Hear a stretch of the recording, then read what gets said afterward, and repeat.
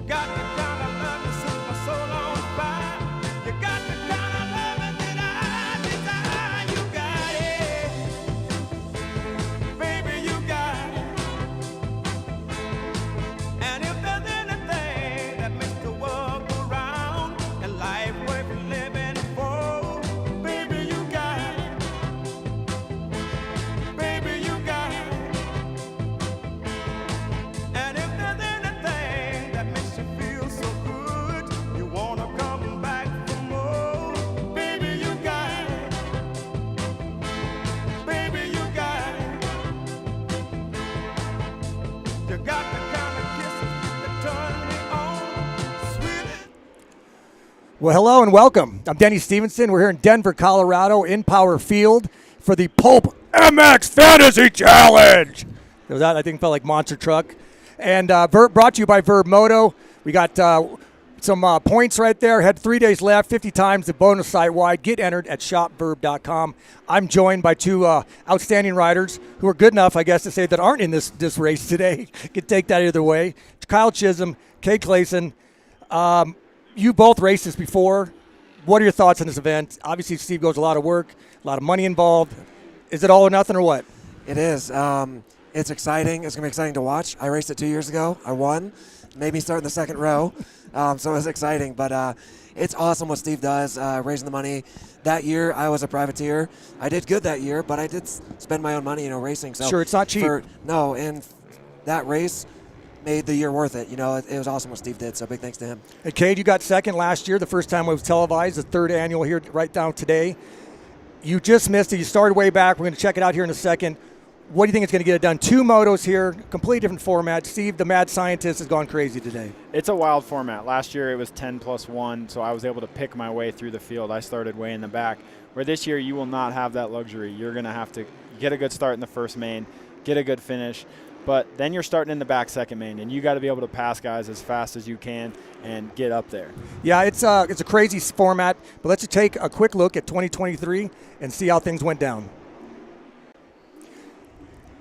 So, Cade, you're on the gate. Kyle, I'm sure you were watching this at home. Yep. Obviously, Cade, you did not get a great start. Someone else gets the whole shot, and you're buried way back in the pack. What's going through your head at this moment? I was in desperation mode at this point in time. Good dude started up front with Marquier, who finished on the podium as well. And, yeah, I mean, you look at me, I'm way back in 16th. So I would not have had that luxury this year to get myself up to the front. And we're seeing right now Lane Shaw out front, Chase Marquis, who's in second. He ends up third in the final race. But there's a battle. Freddie Noren, he's trying to come through the pack, and he's got a good section on the track where he makes up a lot of time. Yeah. And also throws it away on it. He throws it away, yeah. And that was the hard part last year, where we get 1 5-minute practice. That's all you get to learn this track. And coming here to a place with altitude, your bike is so different. So you have to be able to make changes and get your bike comfy for you right off the rip. Yeah, you see right there, Freddie getting that section like we just said. And like Kate said, you get 5 minutes, which is less than normal. Right. And the bikes are slower. So that's the biggest thing, honestly. Time on the track and getting used to the power of your bike. And Freddie figured it out quick. And he was up there. I thought he was going to win it for sure when I was watching last year. He did pull the cork early. He was blitzing through the whoops really fast. We also have practice going right now in what you said, only a short 5-minute run. So, again, whoever can get this track figured out the quickest is going to be a big help as we see Freddie Noren going down while he was leading the race. Yes. How much money did he throw away and leave right there? It might be still down there. A lot of money, yeah. And just 30+ grand, I think. Yeah. Exactly. Yeah. And you just saw Hunter Yoder. He was a wild card last year, one of the 250 guys. He was the highest placing 250 last year, finishing 4th. But we see out front Josh Cartwright, who's coming in this season a little bit more under the radar, although he has the red plate, number 1 on it. He hasn't had quite the year in the main events that he had last year. Are we looking at Josh as a favorite going within that number 1, or is that weighted that thing going to be a burden? Josh, obviously while he's in the race, hasn't had the best year for him like he did last year. So I think it might be tough, but he could do it. And anything's possible this year with the 5 minutes double inverted starts. That's what I love about Steve is he wanted to make more chaos. He heard the guys were kind of cruising. But we're going to throw it down to Steve right now, the mad scientist, and see what he has to say about this crazy deal from the Canadian. Thanks, Debo. So last year, a couple of riders told me, man, I was happy to cruise around in 5th and 6th place because I knew that was $7 grand or $8 grand or whatever, so I was just going to take that and go home. That's bullshit. I wanted to change things up this year, cause some chaos.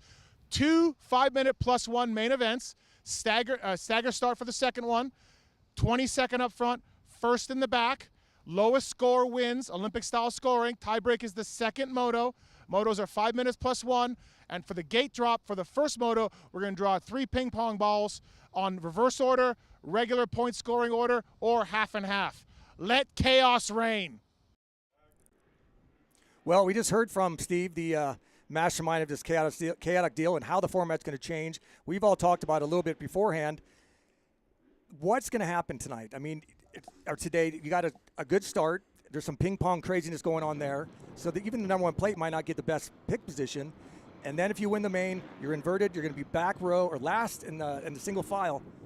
What are you going for here? Who's going to win this thing? I think it's tough. You know, you go out and have a good first moto, and you win it, and you're pumped, but then you're starting single file in the back. And in a short race with a lot of good riders, I don't know how much you're going to move up through the pack. So I really feel like you might see a 4-7 win this thing or something like that. You know, it's going to be interesting. Absolutely, and it's never happened before. So that's the crazy thing. These guys don't even know what to think of. The Triple Crowns, we've seen some wild stuff there. Cade, what would be your instinct coming into this? I would definitely want to win the first one. I'd put all my effort into making sure I get that one going into the second race. That way you have the lowest score possible. And that way you're also right behind who essentially are the best guys. They're going to be right in front of you. You can use them to help pick your way through the field because the essentially slowest guys are going to be at the front, and they're going to kind of bunch up the field. And if you can pass guys in bunches, that's going to help your success of getting to the front. I think there's definitely going to be somebody who picks their way through really fast and breaks away and wins the second one, but that guy probably had a crappy moto the first time. Right, and you guys are both pretty clean riders. Avoid as much contact as possible, although I have seen you in last chance qualifiers. How many guys will be sawing off some front wheels out there? I mean, I'm sure it's going to happen. There's a lot of money on the line for these guys especially. So, yeah, and like what Cade just said, those front guys might bunch up that second moto if their slower guys are up front. But that's what's going to make it tough is you're going to have to be coming through the pack trying to pass people and take their front wheel off, but somebody's going to be doing it to you too. It's going to get really tight. There's not a lot of room, especially like you said, the best racers usually when there's a guy out front who's fast enough to stay out front but then bunches everybody up, and I think that's what's going to make things great. And coming in with a 1, coming from last place, you're going to have to just kind of like, okay, we got to kind of set the standard here and set the pace for everybody else, even though you're going to have to start making some passes early. Exactly. I All totally right. agree. Let's check out the starting lineup, and we got some talented riders. We got 17 riders who qualified through the last chance points from the 450 class, and we have 5 riders who Steve picked randomly from the 250 class, and we have some very talented 250 riders in Welton, Henry Miller, guys who ran top 10 this year. Yeah, Welton and Henry Miller are both fantastic riders. They are both going to be riding their 250s. That was a stipulation Steve made as part of the agreement they got in. All of the wild cards are on 250s this year, which I think is cool. They don't necessarily have the opportunity to qualify for this race because you earn points through 5th to last in the 450 LCQ. But then, man, there is a stacked field of good 450 dudes who we all think could win. I mean, it's hard to decide who on this list is going to actually win.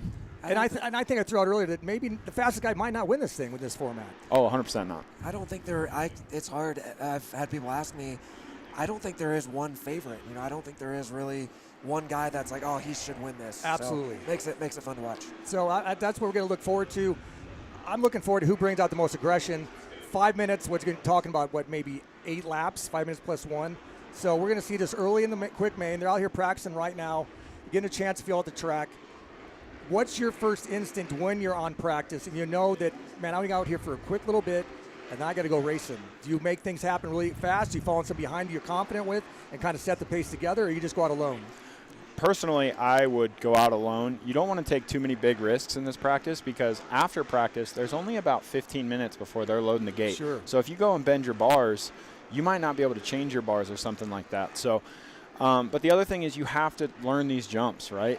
You have to figure out what triples in the rhythm sections you're going to do, but you have to do it smart, and that's very tough. We've been sitting here watching these guys OJ this triple into this flat corner, and that is not a fun feeling going into a main.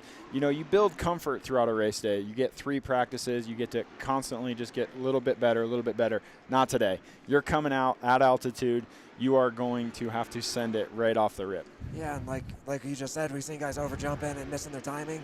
That's a lot due to the altitude. The bike's being slower, and you're trying to learn your bike. How much gas do you need to give it? Because it's not the same as normal, and it's that's something you got to figure out in a very short time. And even though we're seeing very similar tracks throughout the season, we see a lot of similar obstacles on this track we've seen previous this year, but the altitude is going to create a big change than you guys have been used to. The altitude and this dirt, it's a really hard base normally. But when they build this track, once it's built, they take a rake and a rototiller and they actually mix in a sand. So I had the opportunity to ride the track early this morning, and it was like riding at Southwick. Like, I could barely do some of the jumps. And then I watched the afternoon press. It looked like it got slightly better. And then now these guys are riding, and it looks like it's getting significantly better. So I think the track's going to get better and better throughout the weekend. But that's part of it. Like, we just see this guy lose the front off the face of this step-on, step-off. But, man, it's going to be tough to learn it and then be comfy to go send it for 8 laps, take a quick break, and then send it for another 8 laps. And it's also that second main event. There's a little bit of discrepancy in speed here, you know, from top to bottom. Some guys that are fast, but they're just maybe not in the level of some of the guys up front. They're going to be leading this second main event, like you'd said. You got to, when you're racing that close, there's guys in front of you got to trust. Are these guys that know well enough who's leading these races, whether or not they're going to jump through these rhythms or not? I think a lot of them probably, maybe not the 250 guys, but a lot of them have probably raced each other enough to know. But they're going to be going for it. It's kind of like when you go to Europe, you know, and you're racing against guys you've never known before. Yeah. Like, okay, I don't know who's going to send it and who's not. Yeah, it's unpredictable, right? You know, is that guy going to come clean me out? He's going to race me clean. Is he super aggressive? Is he not? Yeah, you could have a little bit of that, like you said. The one thing I will say, there's 3 90-degree corners in a row on this track. And those 90-degree corners, you go outside to set up for the rhythm. Sure. And if somebody is, like, even close to your rear wheel, they're cutting across the inside and they're putting you through the blocks. This is the type of race where there's really no rules. Like, it's all on the line to try and win it. It's like, it's basically a championship for most of these guys, but it's one race to win it all. And we're looking at practice right now, and we're looking at, like, this corner in front of us. Hardly anybody's in these 90s, like Cade just said. They're not going to the inside because it's not the fast line. At altitude, the bikes are slow. You need to keep your momentum up and rail those outsides. So you look, nobody even goes to the inside. But when it's race time, you watch guys diving to the inside. Pinning it, blocking as much as you could, yeah. It's going to be interesting. And we're seeing, like you said, a lot of sand in this, but it is a hard base, as you mentioned, Cade, that they had monster trucks in here last week, and we all know that makes for a concrete base. But it is a little softer than what you've seen in the past in Denver. Salt Lake City's coming up next week. Again, a hard pack track in altitude. And we've had a lot of ruddy races this year. Are these guys really going to be used so accustomed to this track being as hard packed as it's probably going to get by that second main event? I think we're all pretty happy. Yeah, to not have I bet. a Not weather deep ruts and exactly. stuff. Yeah. It's very different for sure. But I think a lot of us practice on tracks that have a harder base, so it's a little bit easier to get accustomed to. I also think it evens out the racing a little bit when it's more hard like this. Yeah. You can make mistakes and not, explode yourself and be catastrophic. There's always a good safety factor when there's not a lot of ruts on the face, and you got to pick one where you got to land. Yep. Yeah, it's been a challenging year for all you guys. Yeah, I enjoy the tracks when they get rutted and stuff, but we've just had an overwhelming amount of them this year. Every weekend it seems like that. So it's nice when the track's a little bit more hard pack. You can move around the track a little freer and kind of square up and set up passes a little bit more. It's a little bit, you got more room to move. You're not locked in the bowl corner and the ruts like that. Yeah. You're not jumping from one rut to the next. Yeah, and also, though, with the 90-degree corners, as Cade brought up, it's a little harder to pass in 90s. It just kind of prevents the fast lines usually flowing. I think we see about 3 or 4 really good 90s or 180s where that's where you come really in park or come to park, knock someone down, Vince freestyle. Block passing, the classic block pass, yep. And is that something you want to risk during the race? Is that something you want to wait? Because, as we've both said, everybody's going to be going for it. But if you're starting to create enemies real early, and if you're messing up, if you're contact with someone in the corner and you're messing up that whole entire rhythm section, you just lost 2-3 seconds. It's going to take a lot to make back up. I think early in the race, it's going to be important to make those passes. When everybody's bunched up. If you have the opportunity to make a pass, you got to make it. Yep. Later in the race, when guys are a little more spaced out, you got to be a bit more methodical. You don't want to risk making a pass that's going to also make you lose time, because then you might not get to the next guy. You have to be methodical, be smooth, get your rhythms, and try not to case stuff. I mean, I watch these 250 guys. They are struggling with these rhythm sections. Here on screen you got John Short hitting the whoops, and this corner after the whoops is going to be pivotal too, because there is no line. It is blue grooved as gets down there. And if you go through the whoops fast, you're outside. And if you go to the inside there, you might be able to sneak under somebody, but you're not going to be able to turn. And one thing this week, it's a fresh track for these guys, and the whoops every week we've been jumping them pretty much 95% of the weekends. And these whoops are pretty hard packed and they're pretty big. And I see some guys trying to jump, and it's not working out very well. So that might be something that these guys might practice during the week, but when you come to the races, we haven't been skimming the whoop very often. No. So that's something that they're going to have to do, I think, today. And you can see from up here how V'd out the bottoms are, so you're not going to get that smooth transition. But by being blitz or whoops, it's harder to slow down for a corner that's a 180 like that without a groove, without a berm, anything. It was obviously much easier to hop, pivot. So if you're blitzing, you might see guys going out to the tough blocks almost. Exactly. You're not going to be able to stop either past that last whoop. Right. You can see how shiny it is down there at the end. And that inside of that last whoop is actually bigger than the outside of it to try and push people to the outside to open up that turn. So I think there's going to be some options there. I think we're down on the gate right now watching these guys. I think they're about to start picking their gates for the actual first main event. And I don't know if we discussed it yet, but it's the ping pong thing they got going on down there. Yes. So he's got 3 ping pong, Steve does, another mad scientist thing he came up with, that if you are first in points, which Josh Cartwright is, you go all the way down to 22nd, which is the last 5 250 wild cards. It then turns around, and there's 3 different ways to do it. You can do, one ping pong says just do it all normal. The other ping pong 2 says invert everybody around, so the guy who got 22nd gets first pick. Or they're going to do 1 to 11 and 12 to 22. So, I mean, when does it stop all this madness? Exactly. And it's unfortunate because Steve actually just sent a message in. Yeah. And he drew ping pong ball number 1. Oh. So it's perfectly normal, just like last year. So that's going to be a little less dramatic, I think. But, you still got to get the start. It really doesn't matter what gate pick you have if the start isn't executed. Yeah, this isn't kind of like what inside out. It's not, people aren't line up that way. You're more towards the box. So it's kind of smart guy whoever gets to. So I was gonna say whatever Steve's crazy ideas is, that's probably the least crazy of everything. So it's making a good show. Let's throw it down to the 1990 125 East Coast champion, 5-time Dash for Gas champion, a handsome devil. Let's hope he doesn't get stabbed. Debo. Thanks, Debo. I'm Denny Stephenson. I'm down here on the floor of Empower Field. And if you've ever seen a 250 Supercross or Denver Supercross, this track is dry. The clay is dry. It's dusty right now. And I'm standing in the most important place on the track, the last corner. If you've ever seen a last chance qualifier, that is where all the carnage happens. And tonight, these guys are fighting for over $100,000 of total purse and $30,000 to win. And I think this is where all it's going to happen, the last corner. All right, back to you, Debo. Well, thank you, myself. I like the fact that I myself picked out the last corner as probably being the most one of the craziest spots and probably one of the most important sections of the track because of the possible last turn takeout. But if we had to pick something else, it wasn't just about chaos and carnage and killing your guy in front of you. What's something on the track where you think that these guys are going to make some passes, which could change the whole outlook of this race today? I think just your timing, the consistency of hitting all your jumps, hitting your marks. Again, we've already spoke on it, but the guys on the 250s, the 450s, your bike is slower than normal, and you didn't have very much time on the track. So hitting those jumps consistently every lap and limiting those mistakes. Much like we saw with Noren again, he pulled the cork really early, got through that rhythm section really quickly, and as much as it benefited him, it was what bit him in the ass at the end. Yep. Exactly. So, yeah, exactly. I think you're going to have to go out, execute, but also execute these flat corners, the hard pack, slick ones, not break traction too often. Try to just be a little bit smoother. We've been able to be aggressive on these tracks because they've been so tacky all year. You just got to get out there, execute the best you can. But I also think the biggest, number one important part is the start in the first main.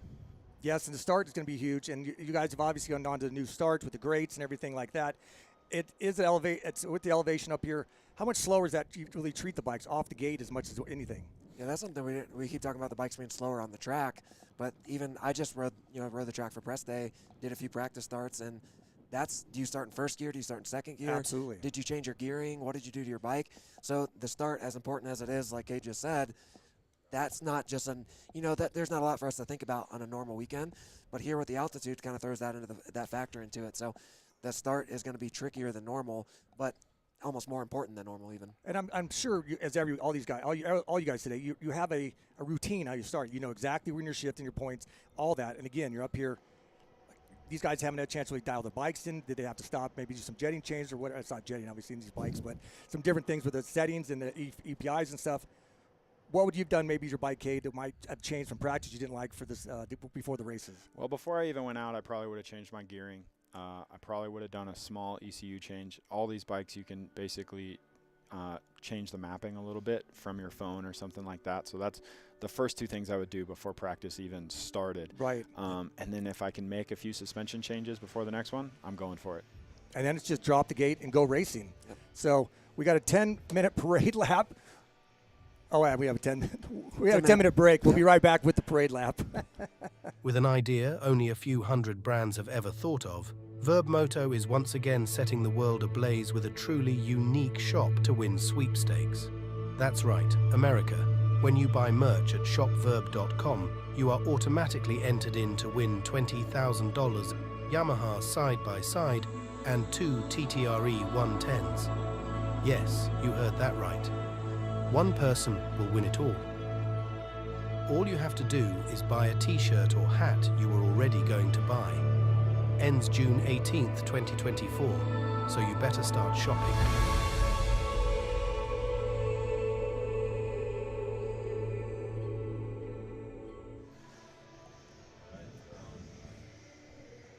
Oh, we're back. We're ready to go. Well, we got a parade lap coming up right now. They're picking their stargates. They're warming up the track. They're getting it all kind of rounded up, getting rid of some of the very few ruts.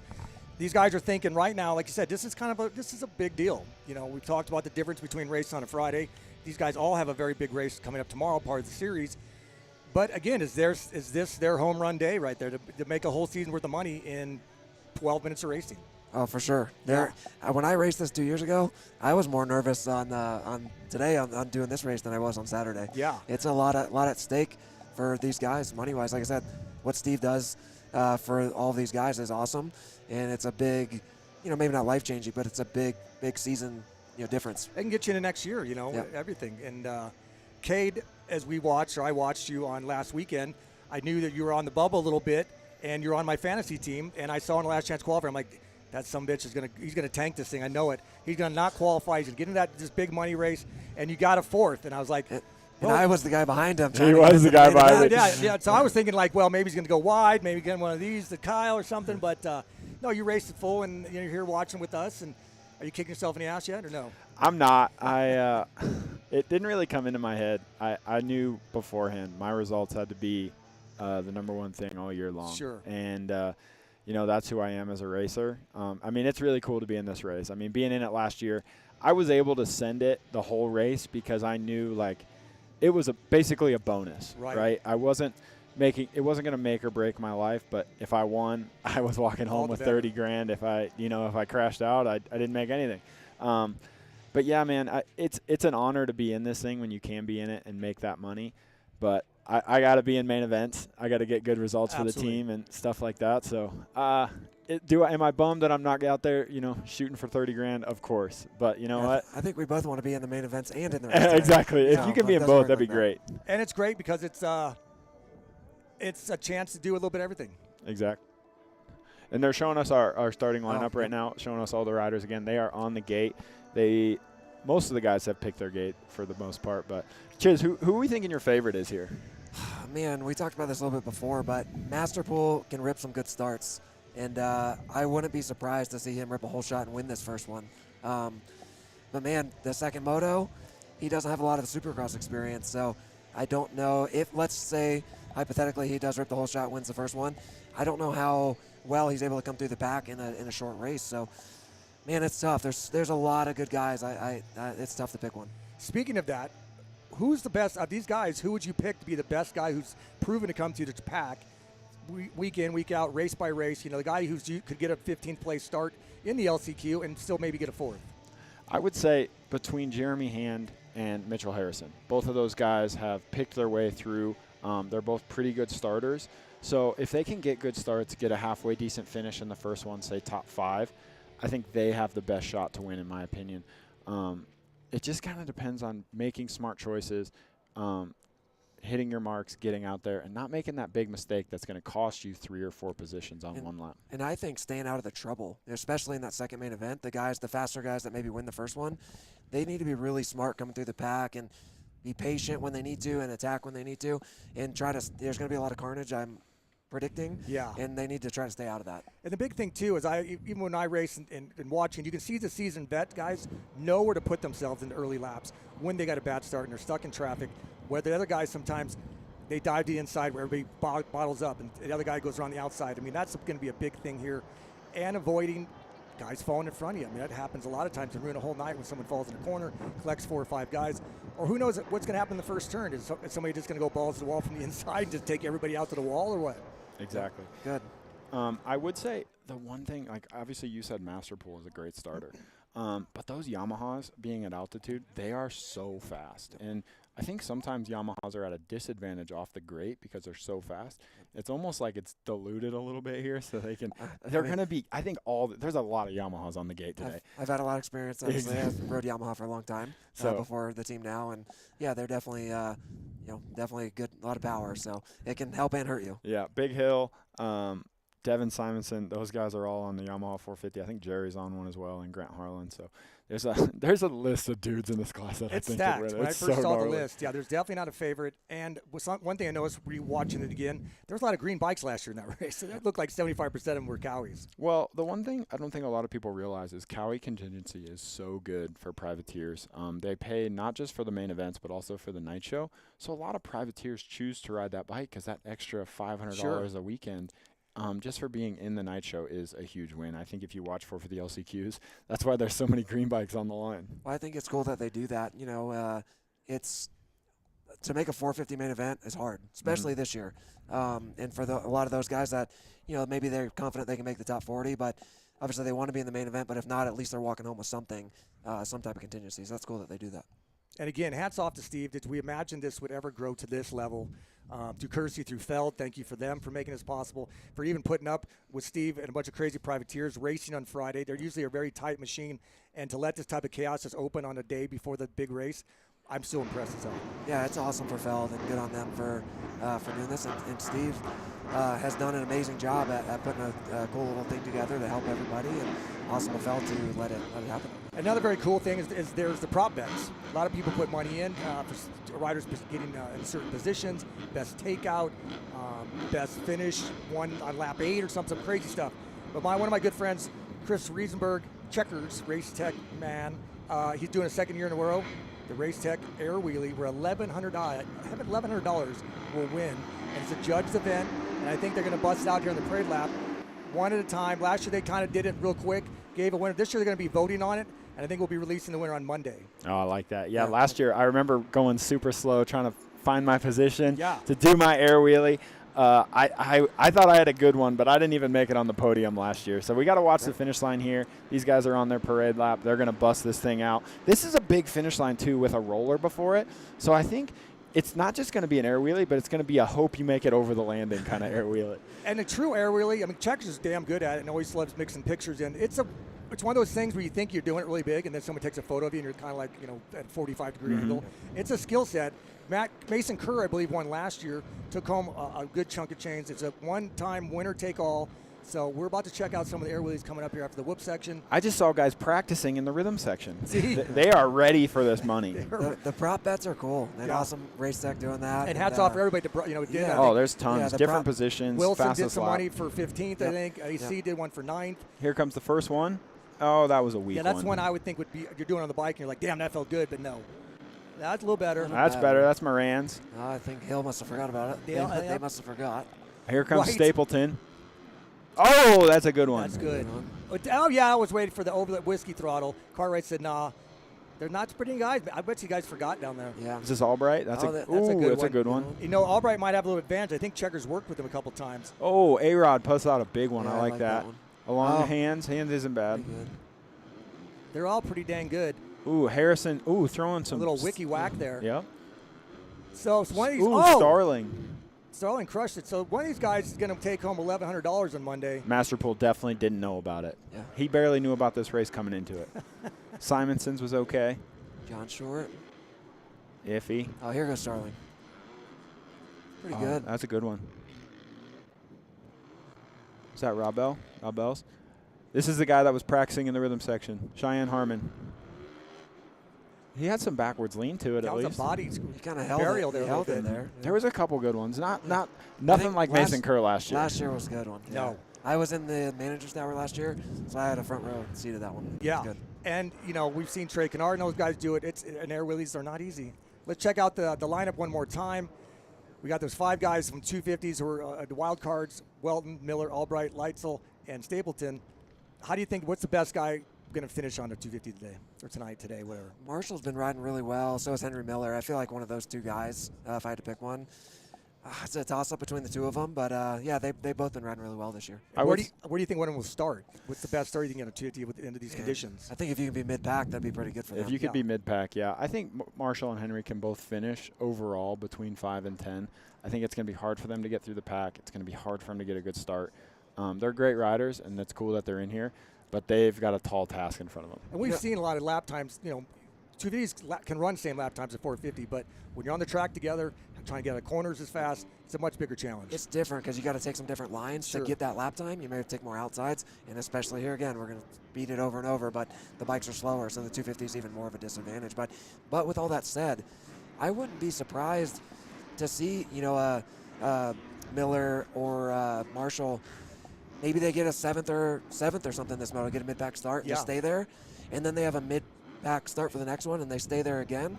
They have a good chance at getting a podium on the overall. Very much so. Again, I'd say I think that this winner's going to win with a 4-3, 5-3, something like that. Yep. I think the guy might go 110. It's going to be. I'm just looking forward to seeing how these guys can get through the pack, and if there will be any tactics. But again, we're all racers. You race to win. It's kind of hard in your mentality to go, I need to pick something else. Yep. Doesn't usually work out. Yeah, like Cade said earlier, I think this first moto, you got to try to get the win. You have 2 scores. If you need one of them to be the lowest. Sure. So if you can get a 1 or a top 3 in this first race, that's a big one. Even though you're starting in the back the second moto, I think it's still an advantage. And you guys, have either one of you done a single file restart yet in Supercross? Have you been part of that? Yep. Where were you started at? Mid-pack? I'm usually in the back. Yeah. Middle somewhere, yeah. It's tough because you can't pass until you get through those blocks, right? So you kind of have to follow the leader.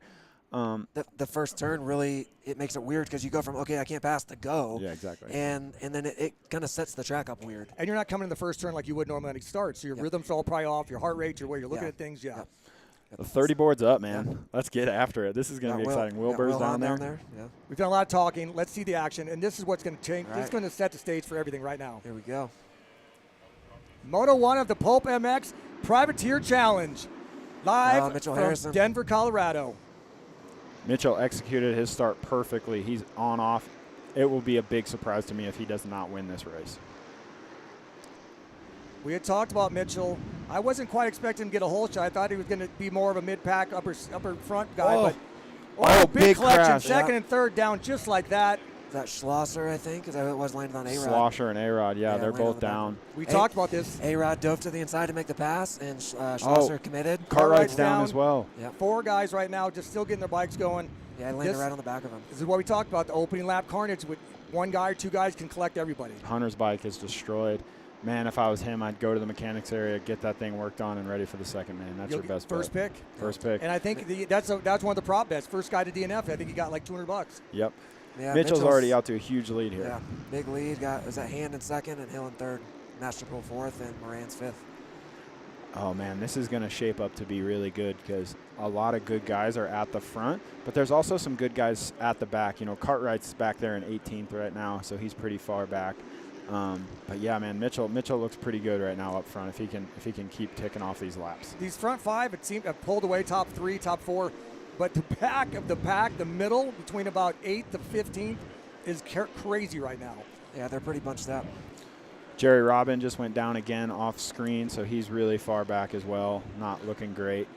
But, man, the track, it looks so much more hard than earlier when we rode Chiz. Like, it is already starting to dry out and get hard. Yeah, the more they work on it, like you said, they put that sand on top, and everywhere that they've went and prepped the track since we've rode, you can see the sand mixing in, and then that harder base is just coming out more and more. So, yeah, it's going to get more slippery, and I think it'll change even for the second moto for these guys. Yep, The exactly. years I've watched up here, it's even gotten blue groove by the end of the night on Saturday. Yep. Yeah. Yeah, you can see the base going into the last corner there. We got some dust coming up, and it's pretty hard packed in spots. camera. Jeremy Hand's in second. That's one of your favorites, Cade. And Mitchell Harris, another favorite. Mitchell's making this look really easy.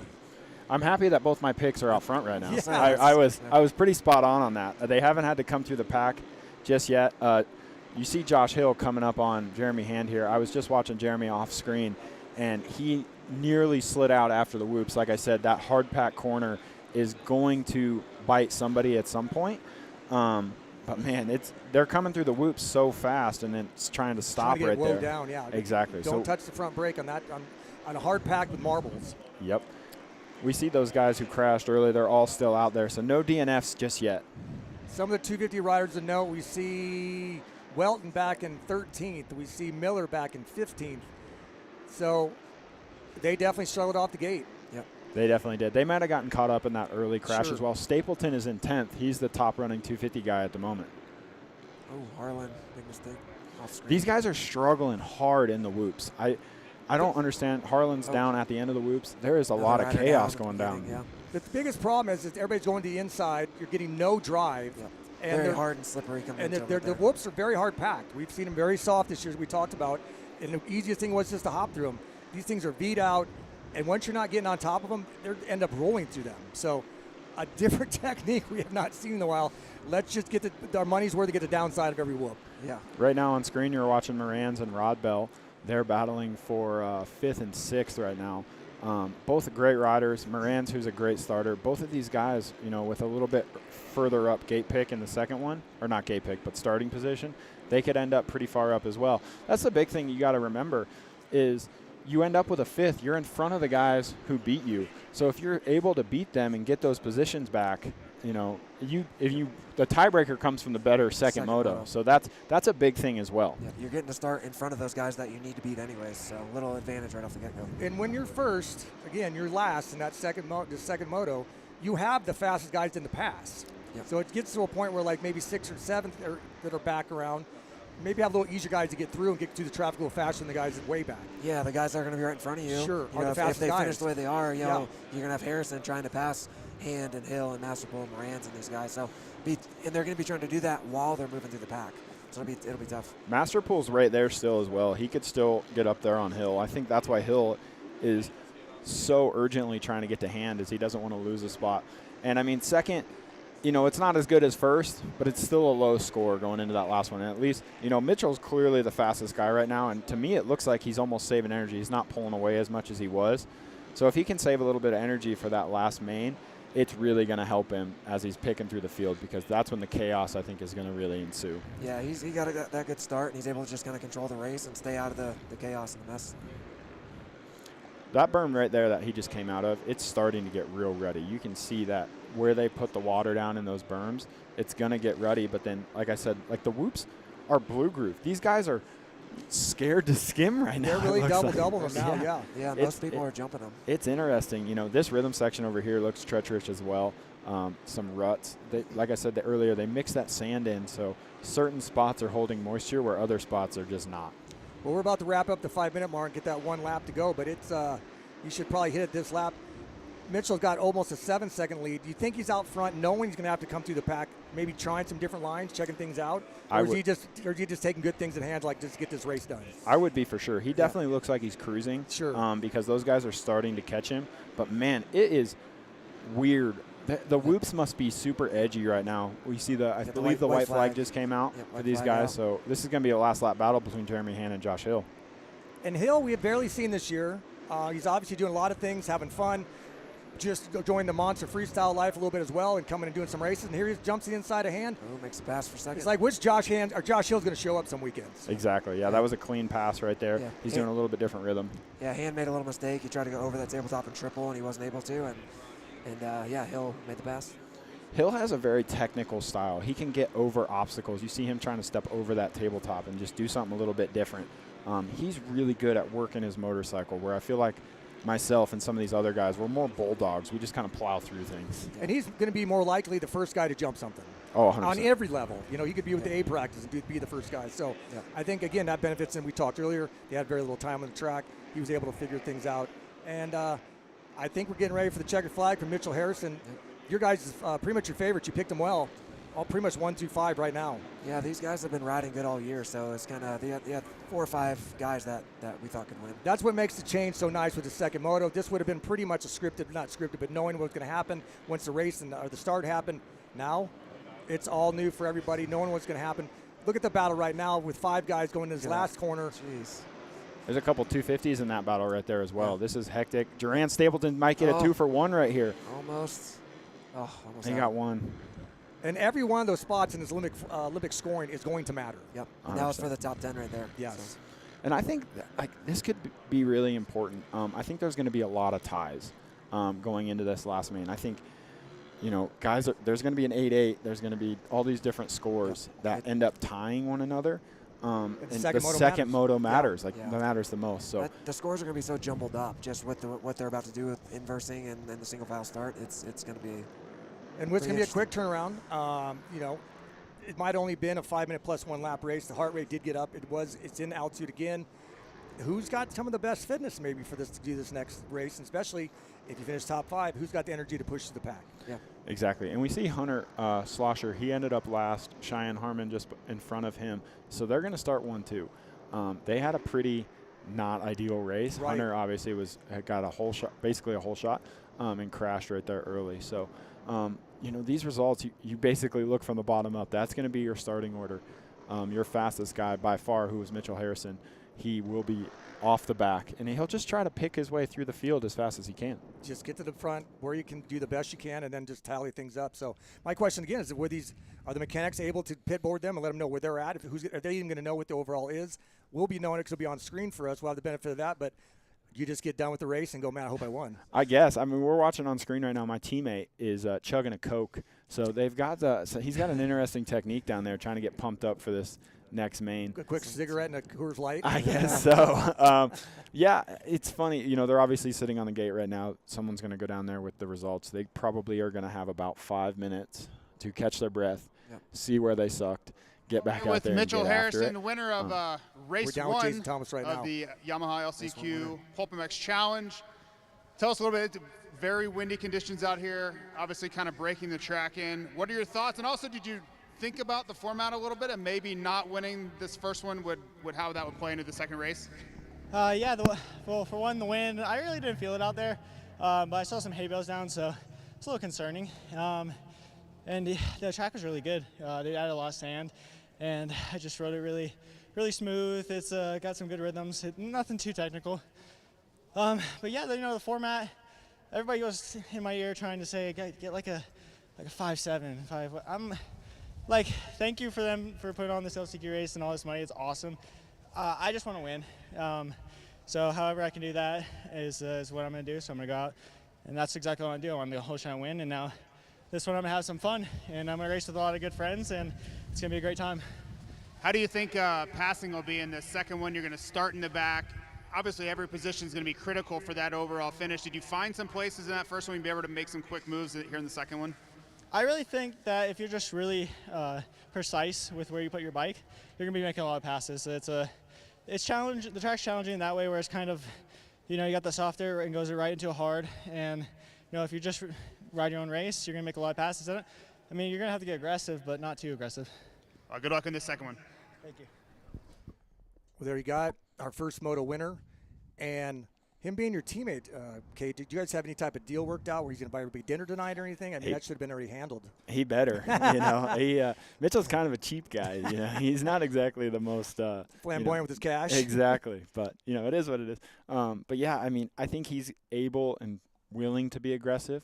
So if he can be aggressive, get through the pack, get through a couple of the guys who are right in front of him quickly, that's the hard part, right? If Hill gets through guys faster than he can, then once he gets through those guys, Hill's already gone. Yeah. And if Hill beats him by one position, they tie, Hill wins the overall. It's kind of like watching, I guess, Vial and Deegan last round. They both started mid-pack, backpack in that 2D race and had to come through the pack together, knowing that the guy behind him, Hayden, might bomb Tom.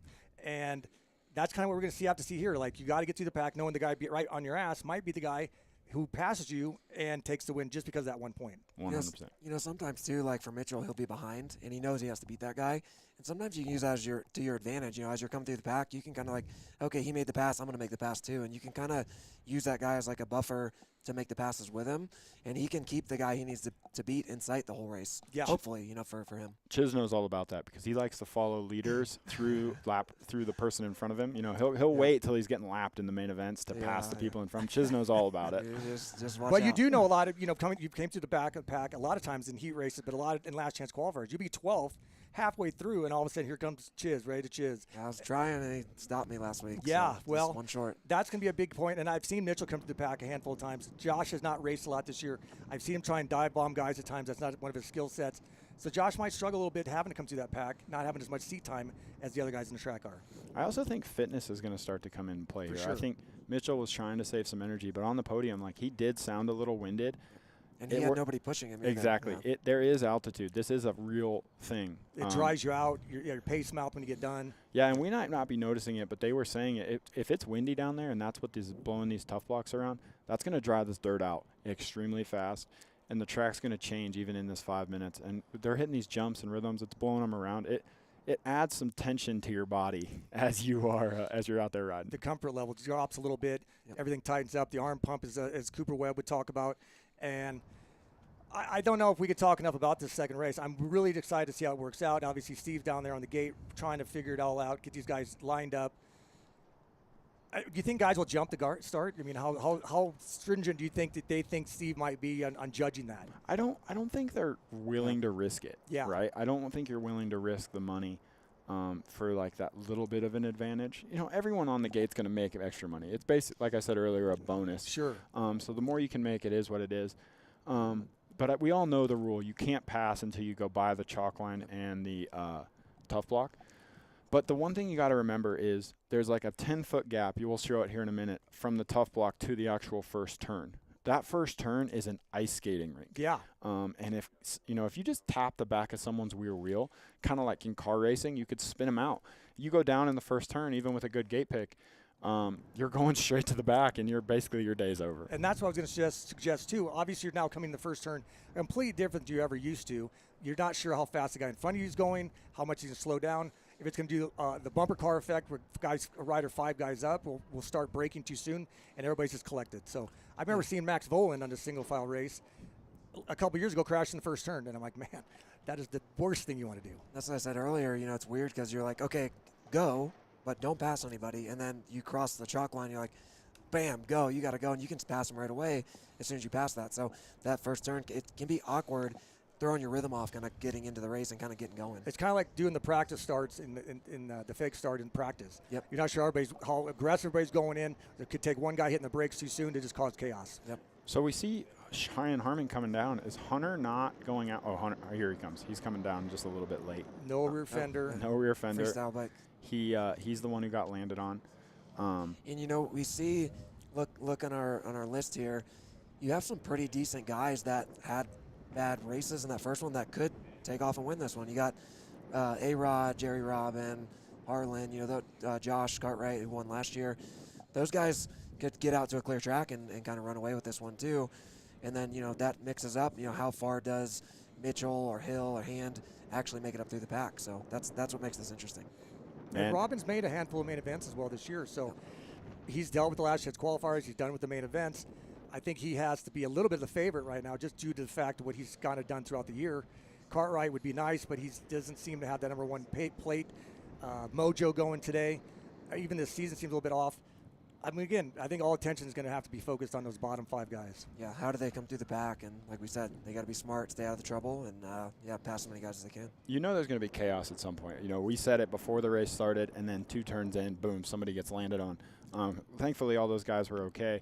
But that stuff happens, right? Guys go down, and you have to give yourself enough of a little bit of a gap to people for when, you know, stuff goes sideways. You got to be able to shoot those little gaps and, you know, drive through the smoke. Pivot and miss it and stay out of that trouble. Get it, Cole. Yeah, exactly, right? And I think the first race played out kind of how we thought it would, right? The best guys won for the most part, besides a couple that maybe had a crash. But there still was some chaos. Now this is where where it's really kind of turning things on its head because you put all those fast guys behind everybody, and yeah, I'm curious. That first race basically played out like a normal LCQ.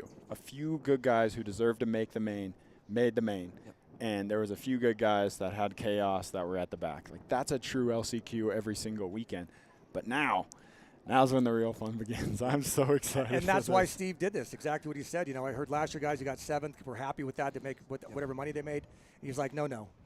No one's just going to be cruising around to collect a check. Like, you're going to have to earn this a little bit. Yeah, and I think it's big, like you said, the mechanics.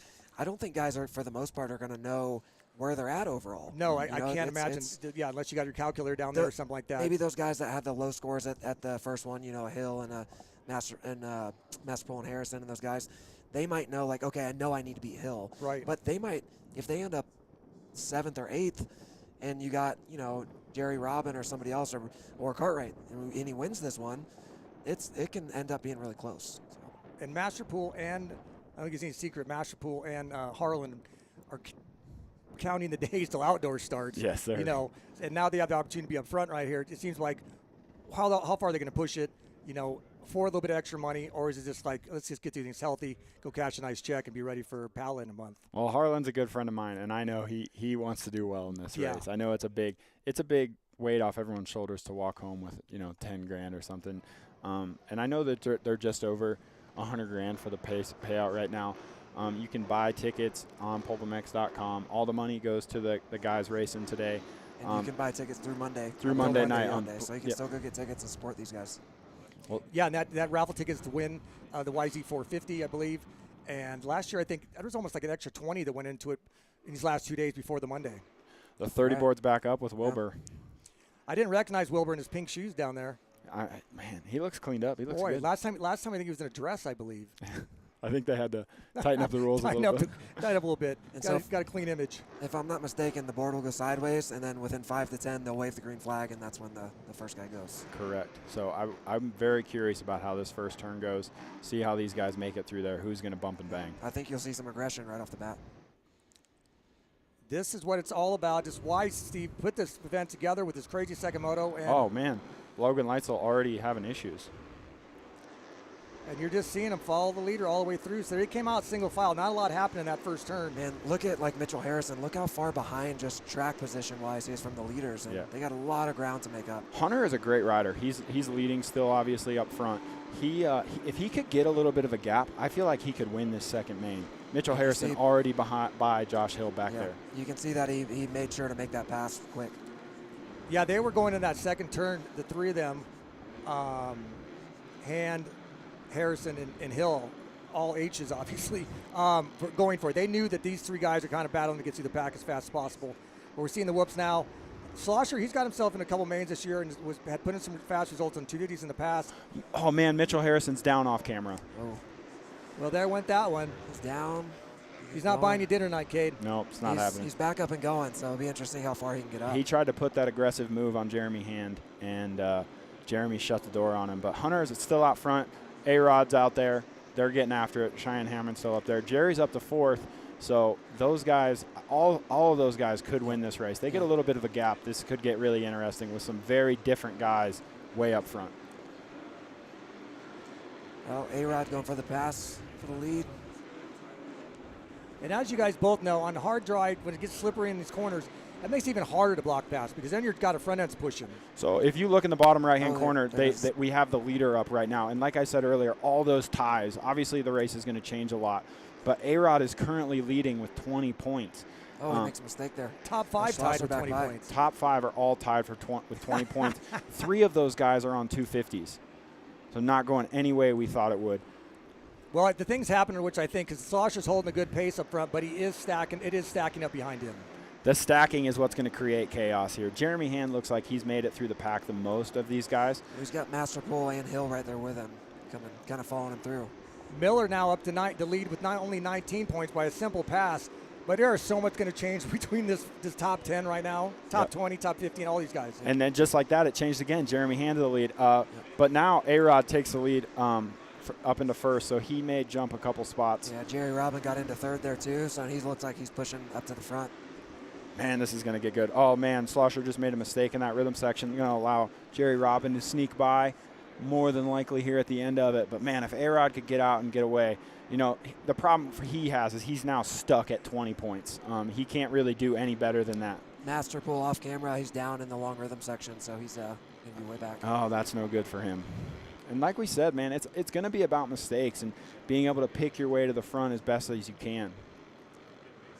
It's absolutely insane, though, that the points right now are 3:15 for 18, 11:6, I think, or whatever for 19, or 18:1 now, or whatever with Rodriguez. I mean, it is every corner, every lap, this overall is changing. Oh, Tristan Lane is in the lead now in the overall with a 13 and a 5. And now Hand is back there. And it hasn't worked out crazy.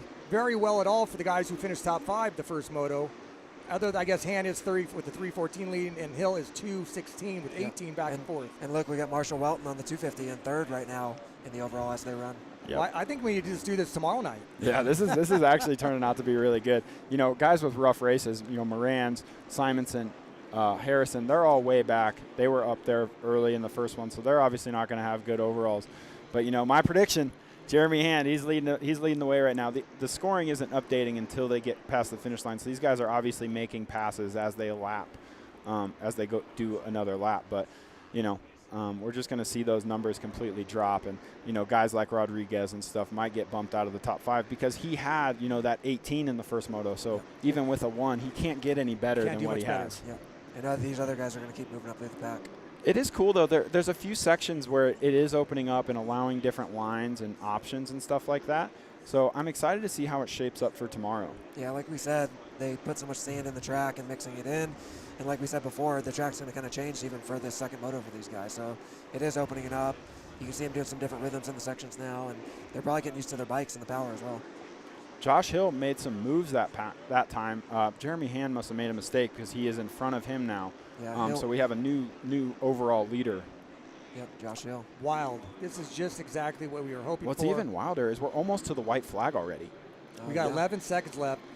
So and the back of the pack, Hill's moved all the way up to 13th from the 21st gate pick. Yep. Hand is up from 4th to, or 3rd to up to 14th. So that, I think, is going to be the battle because there are more places they can get around, the more they're going to move up. Obviously. Oh, this is going to change again because white Josh flag. Hill went down. Oh. So No, oh no, okay, sorry, I had two guys mixed up. There's a white flag out. Yep.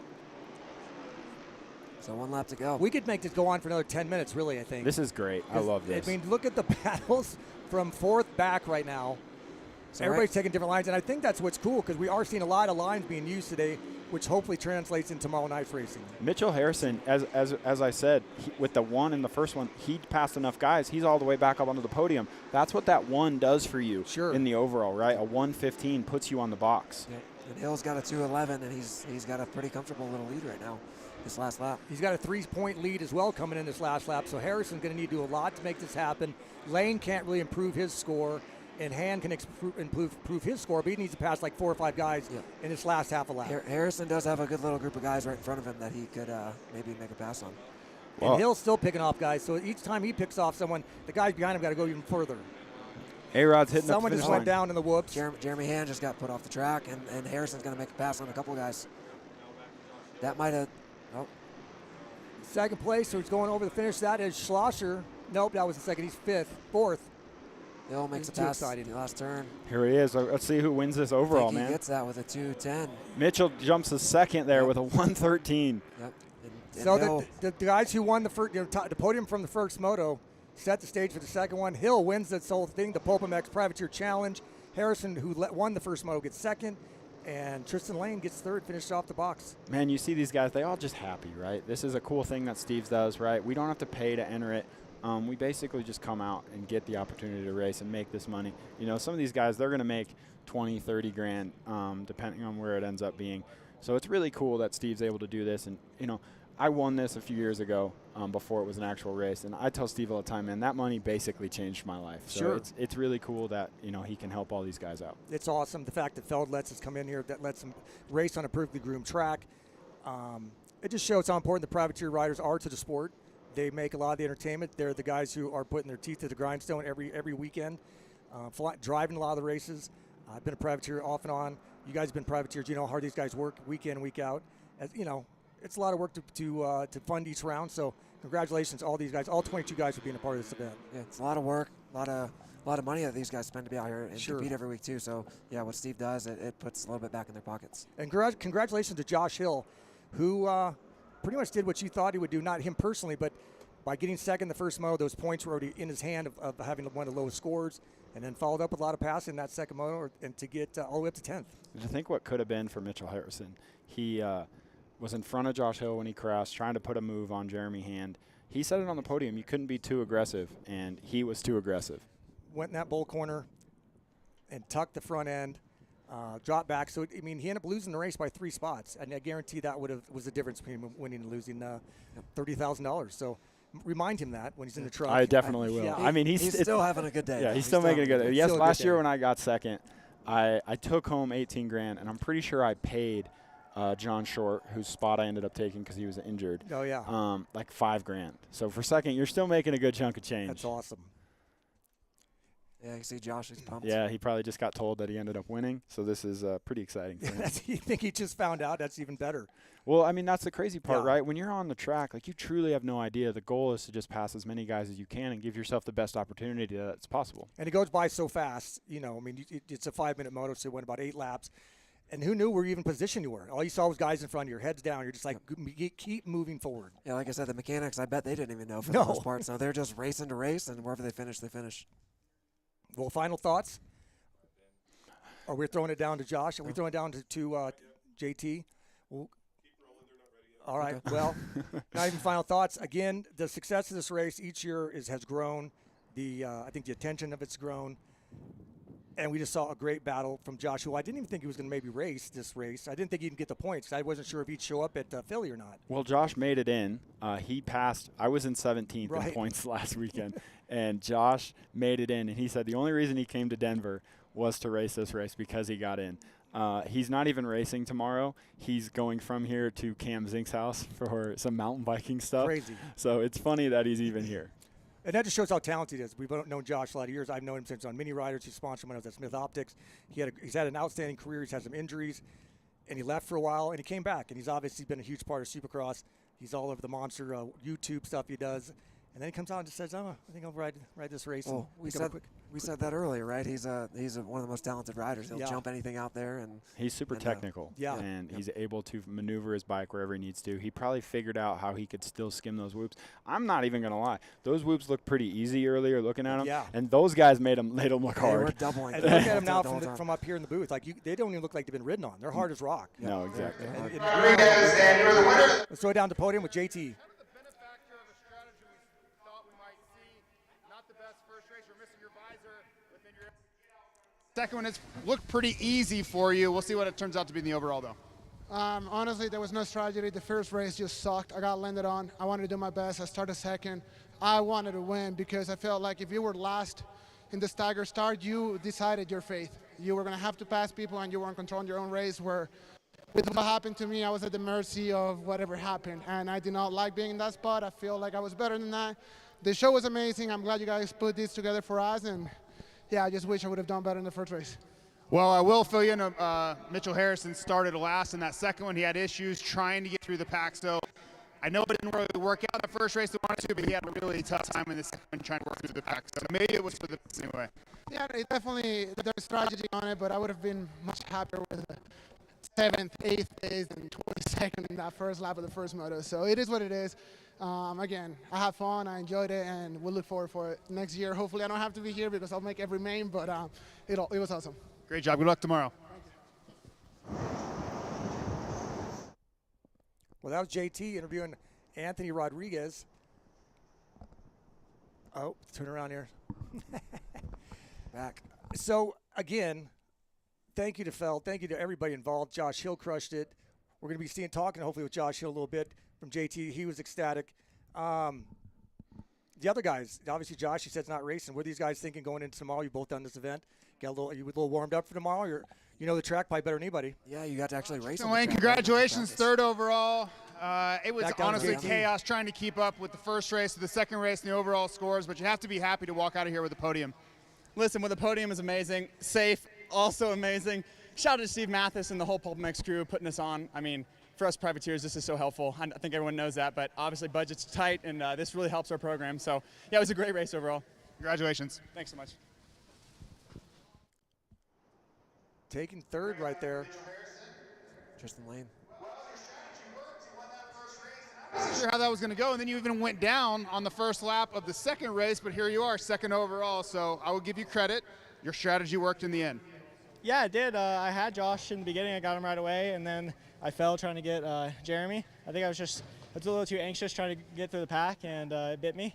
But, you know, I rode really well and got through again and managed to get second. I was like, maybe I'll get top 5 or so, whatever. And, yeah, I got second, so I'm thrilled with that. Good job. Thank you. And the winner, Mr. Josh Hill. Well, Josh Hill, I can remember watching on the podium winning an actual 450 main event in 2008 in Minneapolis. This is not that, but you're back here. You won today on a Yamaha again. Congratulations. Talk about what this race means to you. And, hey, this is a lot of money you won today. It's awesome to no longer be a one-time Supercross winner. You know, I just came out and got it done. I mean, the first moto, I didn't know what to do with the whole setup. Should I sandbag it? Like, I was in second or third, and I thought about going backwards, but just decided, you know, I'm just going to do my best, get this good score, and then I had no idea what the finish was going to be when I came off the track. So to win this, I'm stoked. I can't thank Steve at PulpMX for putting this on, guys at Yamaha for putting up the bike. Everybody that watches and supports these privateers is awesome. I mean, it's hard to make money doing this, and this event really is a cool thing and vital to keep the sport alive. Great job. Thank you. Well, let's do a little quick recap with Cade. What do you think? Did it live up to the hype?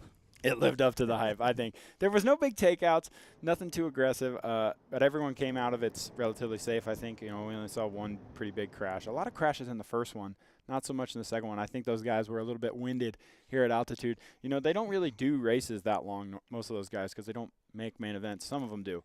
So I think we saw some good racing. We saw some well-earned money. They had to earn it this year. They had to get those passes. They had to be aggressive. I mean, it went all the way down to the last lap because we didn't know who was going to win with those guys making those passes. And Kyle, the format worked out, and we kind of thought what might play out, but I don't think anyone predicted the winner.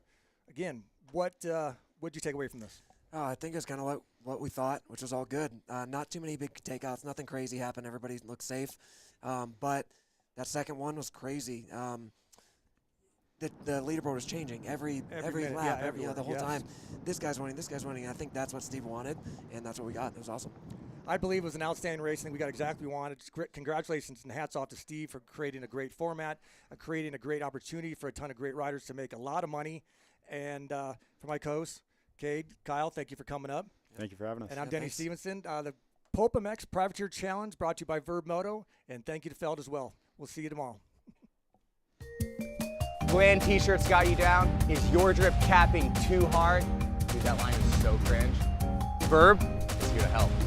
Shop our all-new merch line for a chance to win this. Yes, this Yamaha side-by-side and those, yes, those 2 TTR 110Es and 20 grand in these bad boys. How do you know if they're real? Oh, you can see it.